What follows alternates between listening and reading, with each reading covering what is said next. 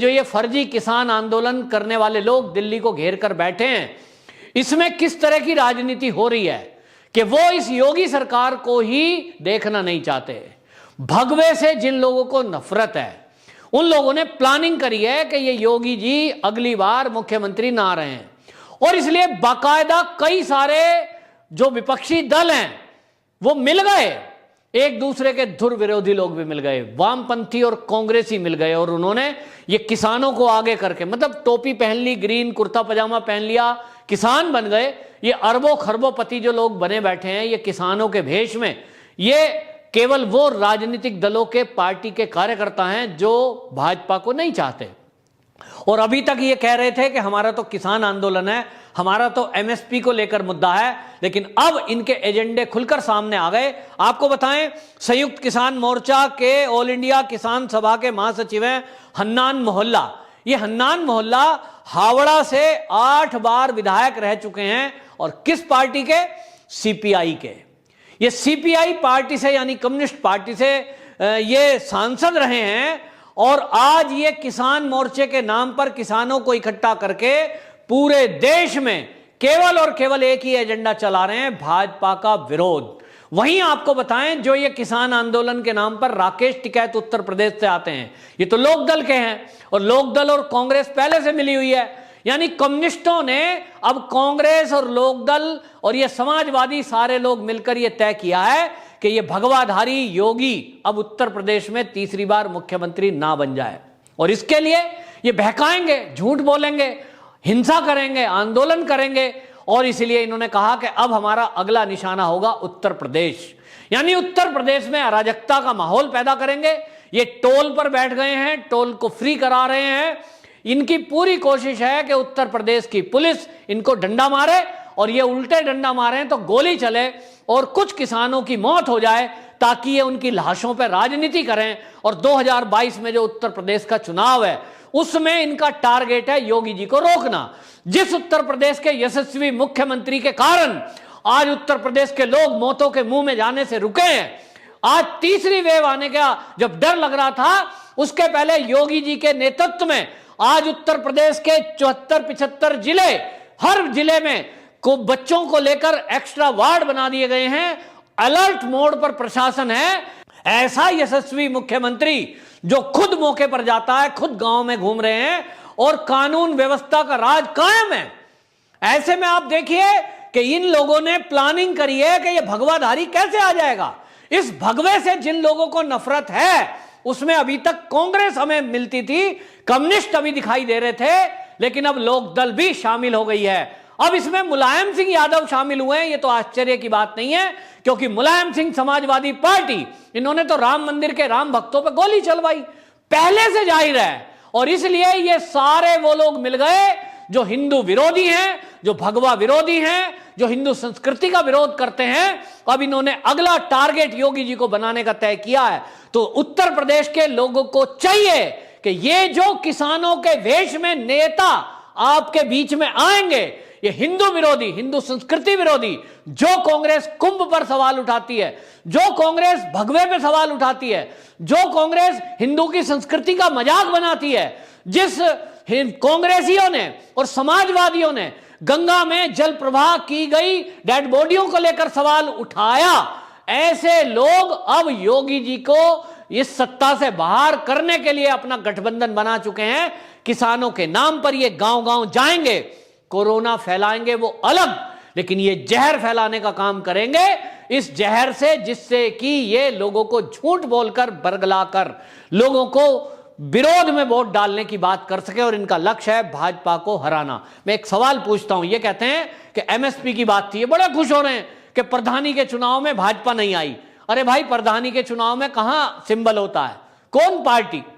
एक गांव में 4 बीजेपी के मानने वाले हैं, वो चारों खड़े हैं, तो वहां कोई पार्टी होती ही नहीं। अपनी पीठ खुद थपथपा रहे हैं कि हमने बीजेपी को प्रधानी के चुनाव में, ग्राम पंचायत के चुनाव में आने नहीं दिया। अच्छा, तो भैया आप ये फर्जी पीठ थपथपाओ, लेकिन हकीकत यह है कि योगी जी के चाहने वाले उत्तर प्रदेश में जितने हैं, आपकी दाल गलने वाली नहीं है। आप गांव-गांव जाइए, बस आपका बस्ट कहां चलता है? केवल और केवल राकेश टिकैत का बस चलता है मेरठ, मुजफ्फरनगर, शामली, बागपत, बड़ौद, इतने एरिया में लोकदल का एरिया है, पहले से ही लोकदल बहुल है। तो आप का जो ये चलता है, यहां भी आप अपने को जाटों का नेता बनाकर प्रोजेक्ट करते हैं, लेकिन आपको अब हकीकत का पता चलेगा। एक बार चुनाव में फिर से खड़े हो जाओ। पिछली बार तो जमानत जब्त हुई थी, खड़े हो सीधे सीधे चुनाव में उतरो। लोकदल के निशान पर आप पहले लड़े थे, खड़े हो, मुकाबला करो। ये भेष बदल के मत आओ कि आप किसान का भेष रख के कांग्रेस का एजेंट बनकर और आप लोकदल की पार्टी को पीछे से सपोर्ट करते हुए आगे किसान बन के खड़े हो जाओ। ये ड्रामा बंद करो।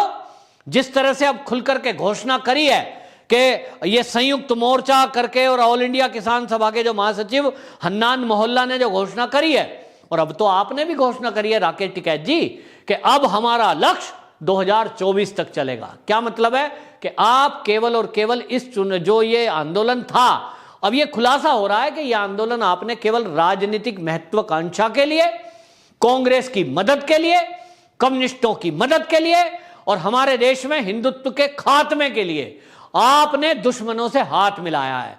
जो लोग भगवे से नफरत करते हैं, जो लोग हिंदुत्व से नफरत करते हैं, वो अभी तक कांग्रेसी और कम्युनिस्ट थे, लेकिन राकेश टिकैत जैसा हिंदू नेता इनके साथ मिल जाएगा, मस्जिदों में नमाज पढ़ेगा। ये बहुत ही असहनीय है। दर्द हो रहा है, मुझे भी दर्द हो रहा है, क्योंकि मैं भी जो बाबा टिकैत थे उनको मानता था। मेरा गांव भी मेरठ में है, मैं उनको मानता था और ये कहता था कि हाँ, वास्तव में किसान नेता थे। उन्होंने कभी भी इस तरह से राजनीतिक दलों के आगे अपने घुटने नहीं टेके। उन्होंने कभी भी किसी की रहनुमाई नहीं करी, चाहे कांग्रेस हो चाहे कोई भी दल हो। उन्होंने हमेशा आंख में आंख डालकर बात करी और अपनी बात मनवा के ही पीछे हटते थे। अब आज की जो भारतीय किसान यूनियन है, इनका रूप असली सामने आ रहा है। ये देश के दुश्मनों के हाथों में खेल रहे हैं। कहीं खालिस्तानी कनेक्शन सामने आता है कि वो पिज्जा खिला रहे हैं, वो लंगर लगा रहे हैं, वो बिस्तर बिछा रहे हैं, तो उनकी भाषा बोल दी।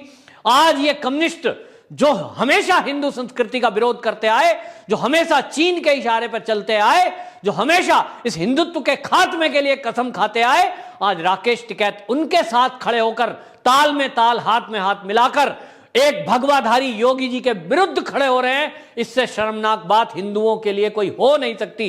लेकिन हिंदू इस देश में इसीलिए पिटा है, इसीलिए गुलाम रहा है कि यहां हिंदुओं को एक कभी होने नहीं दिया। इस देश में जयचंद जैसे लोगों ने भारत को गुलाम कराया।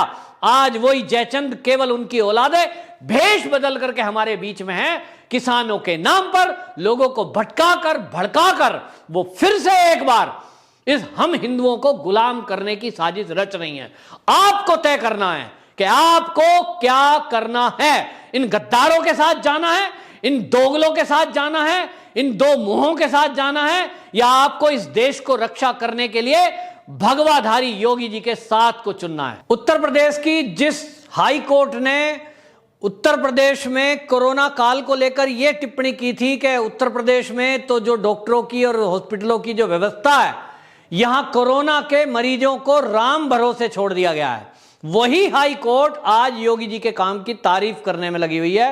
और उससे सुनवाई करते हुए कुछ की जब रिपोर्ट सामने प्रस्तुत हुई, उसको देखकर इलाहाबाद हाई कोर्ट ने बाकायदा ये टिप्पणी की कि योगी जी के द्वारा जो भी कार्रवाई की गई है इससे हम संतुष्ट हैं और ये देख रहे हैं कि ये वाकई में बहुत तारीफ काबिल है। क्योंकि सरकार ने जहां एक तरफ टेस्ट के रिपोर्ट के करने का प्राइस फिक्स कर दिया है, गरीब लोगों को उससे राहत मिली है, वहीं प्रशासन को जितना निगरानी की जा रही है और जिस तरह से जो कंट्रोल रूम बना करके बाकायदा वार्ड के अंदर तक निगरानी रखी जा रही है और जिस तरह लॉकडाउन का पालन हुआ, इन सारे इंतजामों को देखते हुए आज उत्तर प्रदेश का जो पॉजिटिव रेट है वो मात्र 2% रह गया है। ये बहुत चौंकाने वाला है, क्योंकि पूरे भारत में कोई भी ऐसा राज्य नहीं है जहां 2% से भी नीचे ये पॉजिटिव रेट आ गया हो। उत्तर प्रदेश में आज की डेट में 2% से भी नीचे है।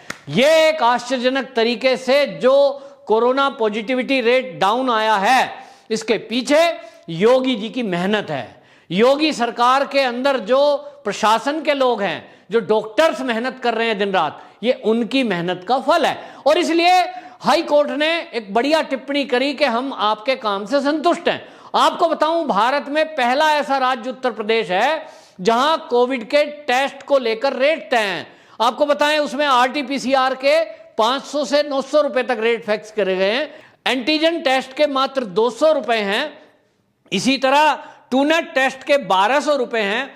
और वहीं सीटी स्कैन को लेकर जब प्राइवेट हॉस्पिटलों में मारामारी थी, 8,000 कोई 10,000 ले रहा था, उनको भी सरकार ने निर्देशित कर दिया कि केवल आप यहां 2,000 से 3,000 के बीच ही ये सीटी स्कैन के पैसे वसूल सकते हो। और उसके कारण एक आम लोगों को राहत मिली। और जो एक मारामारी चल रही थी कि कमीशन के नाम पे भी बहुत लोग कर देते हैं इस काम को, के टेस्ट लिख दिया, जरूरत भी नहीं है तो भी लिख दिया, और ये कमीशन खोरी भी इसके बाद बंद हुई। तो ये जो व्यवस्था सारी योगी जी कर रहे हैं, उसका हम देख रहे हैं कि योगी जी खुद एक एक दिन में 3-3, 4-4 राज्यों का दौरा कर रहे हैं, जिसको तूफानी दौरा कहते हैं। मतलब आप समझिए, सुबह से लेकर शाम तक योगी जी का अब यही एकमात्र काम है कि हॉस्पिटलों में जाना, गांव में जाना, बैठ के करना, अधिकारियों को देखना, और किस तरह से वो डीएम वहां के हैं, क्या व्यवस्था कर रहे हैं, इन सबको देखने में लगे हुए हैं। आज उत्तर प्रदेश की जनता खुद कह रही है कि जहां एकदम से इतने केस बढ़े थे और गांव में केस फैल गए थे, ये लग रहा था कि ये गांव-गांव में जो रोग बढ़ रहा है, गांव में तो कोई बहुत ज्यादा बढ़िया डिस्पेंसरी भी नहीं होती हैं, ऐसे में गांव के अंदर जो महामारी फैलेगी, लाशों का ढेर लग जाएगा, क्या होगा। लेकिन आज आप देखिए कि उत्तर प्रदेश के गांव को भी कंट्रोल में कर लिया गया है, और वहां जो मौतों का आंकड़ा लगातार बढ़ता जा रहा था, आज वो ग्राफ थमा है। ये सफलता है योगी सरकार की।